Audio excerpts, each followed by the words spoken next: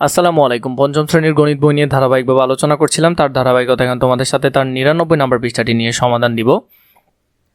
এই পৃষ্ঠার মধ্যে যে অঙ্কগুলো আছে এগুলো আমরা ধারাবাহিকভাবে সমাধান দেখব। প্রথমে আছে দেখো, আলম সাহেব একটি ব্যাংকে 7% কত পার্সেন্ট 7% বার্ষিক মুনাফায় 20,000 টাকা বিনিয়োগ করেন। 7% বার্ষিক মুনাফা দিবে, 20,000 টাকা বিনিয়োগ করেন। তিনি প্রতি বছর কত টাকা মুনাফা পাবেন, মানে সেখান থেকে কত টাকা মুনাফা পাবেন। 100 টাকায় যদি 60 টাকা পায় তাহলে 20,000 টাকায় কত সেটাই মূলত আমরা বের করব। 100 টাকায় মুনাফা পান 60 টাকা, কারণ 7% মানে 100 টাকায় 60 টাকা। 1 টাকায় পাবেন নিচে 100 উপরে 7, 20,000 টাকায় পাবেন উপরে 20, তাহলে 0 এটা কাটা, এটা কাটা। 7কে 200 দিয়ে গুণ করলে 7 দুগুণে 14 মানে 1400 টাকা। তো তিনি 1400 টাকা মুনাফা পাবেন। এখান থেকে আমরা যদি সাইনবোর্ডটা দেখি, মুনাফার হার বা বার্ষিক মুনাফা 7% বলতে বোঝাচ্ছে 100 টাকায় 1 বছরে মুনাফা পাবে 60 টাকা। তার মানে আসল টাকা যদি 100 টাকা হয় তাহলে তার এখানে এক্সট্রা করে এটা লাভ দিবে। বার্ষিক মুনাফা কত টাকা? 60 টাকা। তাহলে আমরা বলতে পারি মুনাফা সমান সমান আসল গুণ মুনাফার হার। তাহলে মুনাফা সমান সমান আমরা বলতে পারি কি আসলের সাথে মুনাফার হারের গুণ।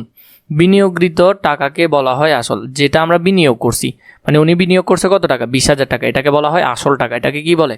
আসল টাকা বলে।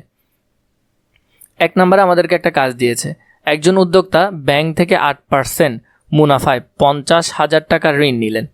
8% মুনাফায় 50,000 টাকা ঋণ নিছেন। প্রতি বছর তাকে কত টাকা মুনাফা দিতে হবে? তিনি ঋণ নিছেন, তখন আমরা যে হিসাবটা করছি উনি রাখছেন, রেখে লাভ পাইছেন কিন্তু এখন ওনাকে লাভ দিতে হবে। উনি কী করছেন? ঋণ নিছেন ব্যাংক থেকে, তাও 8% মানে 100 টাকায় ব্যাংকে 8 টাকা করে দিতে হবে। 100 টাকায় মুনাফা কত টাকা? 8 টাকা। তাহলে 1 টাকায় উপরে 8 নিচে 100, তাহলে এখানে 50,000 টাকায় 8 আর এদিকে হবে 50,000 টাকা, নিচে হলো 100। এই শূন্য কাটা, এটা আর এটা কাটা, তাহলে 500। 5 আটা কত? 5 আটা 40।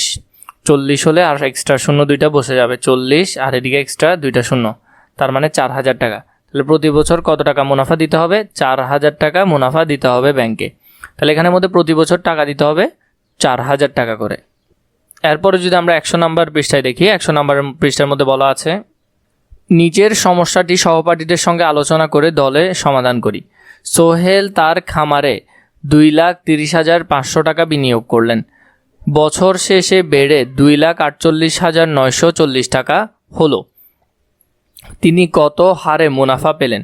মানে এখানে যে লাভটা করছে এই লাভে শতকরা হারে কত, মানে কত পার্সেন্ট তিনি লাভ করলেন তার টাকার। এখানে মুনাফা সমান সমান 2,48,940 টাকা থেকে 2,30,500 টাকা বিয়োগ করলে আর 18,000 টাকা, তার মানে এটা হলো তার লাভের টাকা। এটা হলো কিসের টাকা? লাভের টাকা। অর্থাৎ 2,30,500 টাকা এক বছরে মুনাফা হলো 18,440 টাকা। আমরা জানি মুনাফা সমান সমান আসল গুণ মুনাফার হার। আমরা জানি কি? আসল গুণ মুনাফার হার। তাহলে এখানে মুনাফা হলো কত? 18,400 টাকা, আর এদিকে হলো যে এটা 2,30,500 টাকা। এখন একটা জিনিস খেয়াল করো, এটা এখানে গুণ আকারে আছে, তার মানে ওইদিকে গেলে ভাগ আকারে, আর এটা এটার সাথে গুণ আকারে ছিল, তার মানে এদিকে আসলে ভাগ আকারে। তাহলে আমরা মুনাফার হার সমান সমান লিখতে পারি উপরে 18,440 টাকা। এখানে এই বিষয়টা কি হয়েছে আমি যদি তোমাদেরকে একটু বলি, ধরো এই অংশটা আমরা এখানে তো লিখলাম, আর এই অংশটা আছে, এই টাকাটা এখানে গুণ আকারে আছে, এই টাকাটা এখানে কি আকারে আছে? গুণ আকারে আছে, তার মানে ওইদিকে গেলে ভাগ আকারে, তার মানে ভাগ আকারে চলে আসছে। তার মানে 18,440-এর নিচে এটা ভাগ আকারে চলে আসছে। এখানে একটা শূন্য কাটা, এখানে একটা শূন্য কাটা, এরপরে যদি কাটাকাটি করো, আমরা ক্যালকুলেটারে করে দেখি, 18,044 মানে 1844 ভাগ 2,3050, তাহলে 0.08। এটাকে যদি আমরা 100 দিয়ে গুণ করি, কারণ আমরা পার্সেন্টেজে নিয়ে যাব, তাহলে 100 দিয়ে গুণ করতে হবে, তাহলে 8। তাহলে এখানে আসবে কত? এখানে তো আসবে 0.08, আর 100 দিয়ে গুণ করলে সেটা কত পার্সেন্ট? 8%। তার মানে মুনাফার হার এখানে তিনি কত করেন? 100 টাকায় 8 টাকা লাভ করেন, বা 100%-এর মধ্যে 8% তিনি লাভ করেন। তানিমা ব্যাংক থেকে 3 বছরের জন্য 20,000 টাকা ঋণ নিলেন। তানিমা ব্যাংক থেকে 3 বছরের জন্য 20,000 টাকা ঋণ নিলেন। বার্ষিক মুনাফার হার 6%। বার্ষিক মুনাফার হার কত? 6%, মানে বছরে লাভ করেন 6%। 3 বছর পর সে কত টাকা মুনাফা দিবে, 3 বছর পর সে কত টাকা মুনাফা দিবে। এতক্ষণ আমরা যে অঙ্কগুলো করতাম সেটা 1 বছরের ছিল, কিন্তু এখন কত বছরের? 3 বছরের।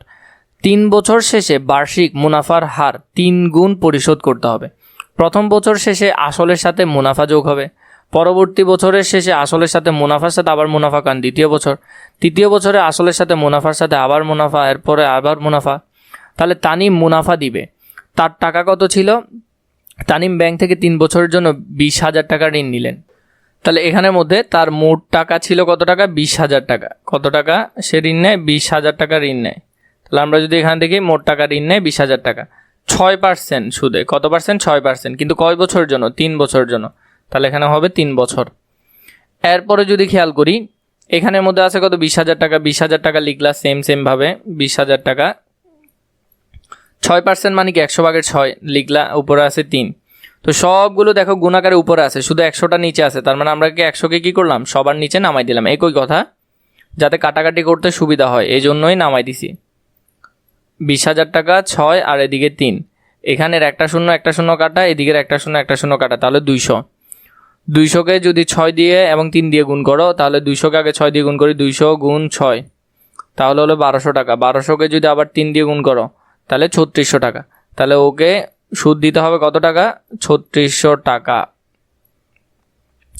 3 বছর পর তানিমা মুনাফা দিবে কত? 3600 টাকা মুনাফা ব্যাংকে দিবে, মানে সুদ দিবে আর কি। সুদ দিবে কত? 3600 টাকা দিবে। তাহলে এইভাবে করে তোমরা এই পৃষ্ঠাটাও খুবই সুন্দর করে সমাধান করে ফেলবে।